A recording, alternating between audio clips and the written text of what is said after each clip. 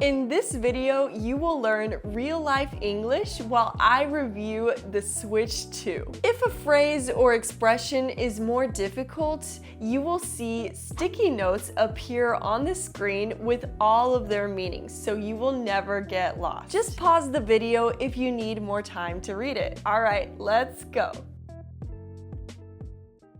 So, I finally got my hands on a Switch 2, and I swear, it felt like winning the lottery. After looking at like 9 different GameStops, I finally found one in stock. So yeah, the demand for this thing is wild. Okay, let's talk about my honest thoughts about it after spending some real time with it. One thing's really clear. Whether or not the Switch 2 is really worth it really depends on how you're planning on using it. This isn't some one-size-fits-all kind of console. If you're thinking, cool, I'll just hook it up to my TV and use it as some kind of gaming console, then you might want to rethink that. Because when it's docked and acting like a home console, it's fine. Like, it gets the job done, but it's not gonna be anything like your PS5 or Xbox. The games run okay, the performance is decent, but the whole entire experience feels a little off. And I'll explain why in a second. Now, handheld mode, that's a totally different story. That's where, in my opinion, the Switch 2 really shines. As soon as I picked it up and started playing in handheld, that's where I was like, okay, this is what they built it for. So let's talk about docked mode for a second. On the TV, it looks all right. I'm not super technical or anything. Like, I don't go measuring frame rates or looking at side-by-side pixel comparisons, but even I could tell something wasn't quite right. It just didn't feel like a PS5 level experience. The visuals weren't super sharp and the movements looked kind of choppy. And there was this weird softness to everything. Like, the whole image had been passed through a Snapchat filter or something. Even on a really solid TV, it just didn't have that crisp look that I was expecting. So if you think this is gonna compete with a next-gen console like a PS5, you're probably gonna be a little bit disappointed. Not because it's bad, it's just built for a different purpose. Now, let's talk about the JoyCons. So yes, the new ones are definitely better than the old ones. They feel sleeker, more solid, and just nicer in your hands. The finish is definitely smoother, and I really like that it looks less plasticky, and the grip has a slightly more ergonomic curve to it, which I really appreciated after a couple hours of gameplay. It's not some kind of night and day transformation, but it's definitely a noticeable upgrade. That said, I'm just being honest, they still don't feel amazing. Like, I'm not holding these thinking, wow, this is the greatest controller ever made. They're better, but they feel still kind of like a compromise. You know what I mean? Like a jack of all trades setup that does enough, but not everything. I've mostly been playing Mario Kart World, and so far I see that the controls aren't super precise. Like, when I take sharp turns or try to do a drift, it kind of looks like there's a bit of a delay. It's not game breaking, it just doesn't feel as snappy as, say, a PlayStation controller. Let's talk about the drift issue now. And for those that don't know, the drifting issue is when your character moves on its own, even when you don't touch the joystick. I really hoped that Nintendo had finally killed that problem, but apparently not. I even saw a couple of Reddit threads popping up saying that people were getting drift on day 3. Personally, mine haven't drifted yet, but the fact that it can happen still kind of bothers me. It makes you feel like the hardware is still a little bit too fragile for how much you're paying. All right, let's talk value for a second. So I got the console plus Mario Kart, and it cost me around $520. Now compare that with a PS5 Slim bundle, which you can find usually for around $480. Sometimes even less if there's a sale. That's kind of wild when you think about it. And even though the Switch 2 is pretty solid, it still feels kind of bare bones when you dock it. The menus feel a little sluggish, the Wi-Fi is pretty slow, and the OS just seems dated. I actually found myself getting a little bit annoyed waiting for simple things to load. So yeah,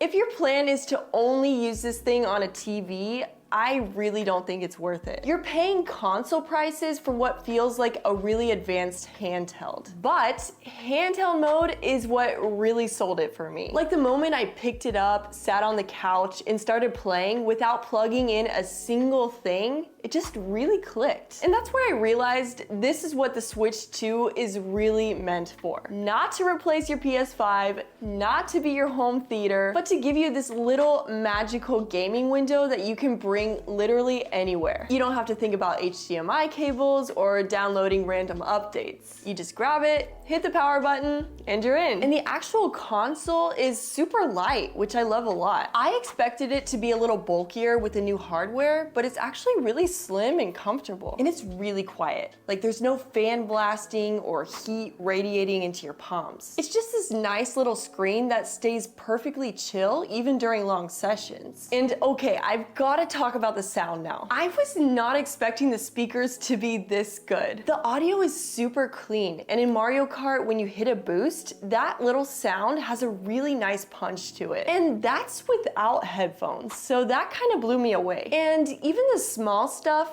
just feels nice. Like popping the JoyCons off and then putting them back on, that click is just so satisfying. So you can tell that they really thought about how it should feel in your hands, and I really appreciate that. Now let's talk about games, or maybe I should say game, because so far I've really only had time to try one, and that's Mario Kart World, which is the big launch title. And look, if you're expecting this game to blow your mind and be some kind of revolutionary reimagining of Mario Kart, then you might want to lower your expectations a bit. It's good.